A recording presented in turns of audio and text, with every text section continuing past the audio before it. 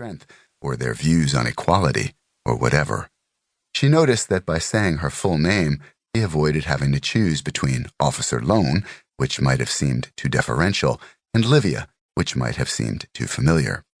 And maybe he was trying to build rapport, too, because a good interrogator knows there are no more beautiful words in the world than someone's own name. She'd read somewhere that if you walked up and said a person's full name 3 times, the person couldn't help but smile.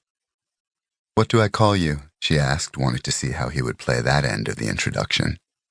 "Well, the full name is Benjamin Dixon Little, but most people call me BD. BD, then.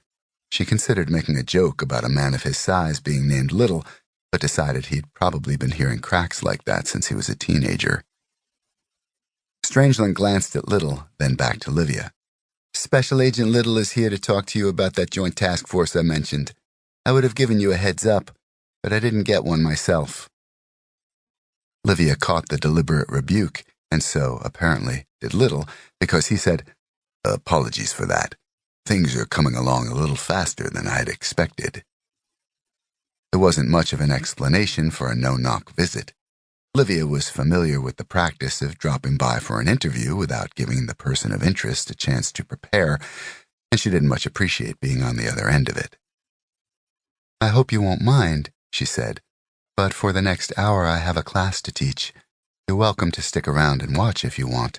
Or," she glanced at Lieutenant Strangeland, suddenly inspired, "in fact, why don't you roll around with us? We usually have one of the big SWAT guys act as uke, but today it's just us girls.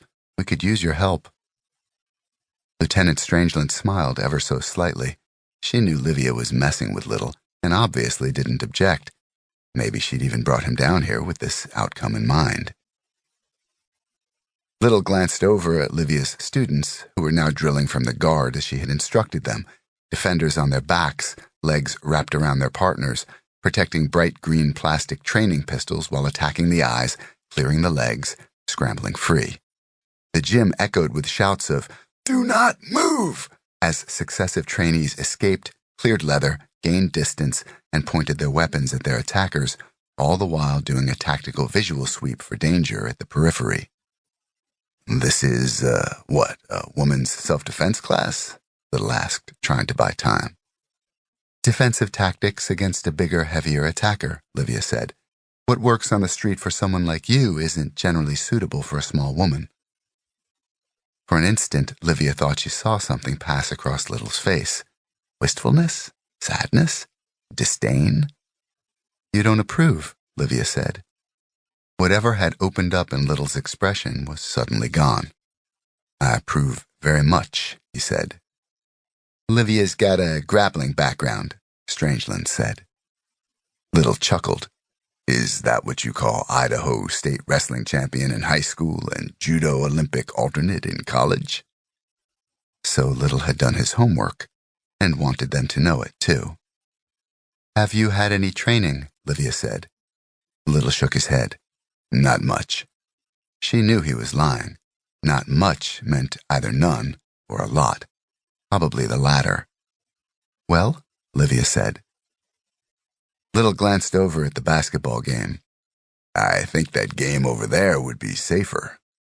Livia smiled. "But not nearly as much fun." "Ha! Well, I'd plead the absence of a gi, but I expect you'd just offer to lend me one. And besides, I see you're all wearing street clothes." Livia shrugged. "We try to keep it realistic." There was a pause. Then Little laughed and loosened his tie. "All right," he said. "I guess I can't refuse. The honor of Homeland Security seems to be at stake." "I'd like to stay," Strangeland said, "but I've got things to do." She nodded at Livia. The nod said, "I want to know what this is all about." Livia returned the nod, and Strangeland turned and left. Livia and Little walked over to the mats. "Good news," Livia said. The women disengaged and paused, watching them. "This is Special Agent B.D. Little from Homeland Security Investigations, and he's volunteered to be our uke today." Little gave the assembled women the sunny smile. "Well, volunteered might be a strong word, but yes, I'm happy to help if I can."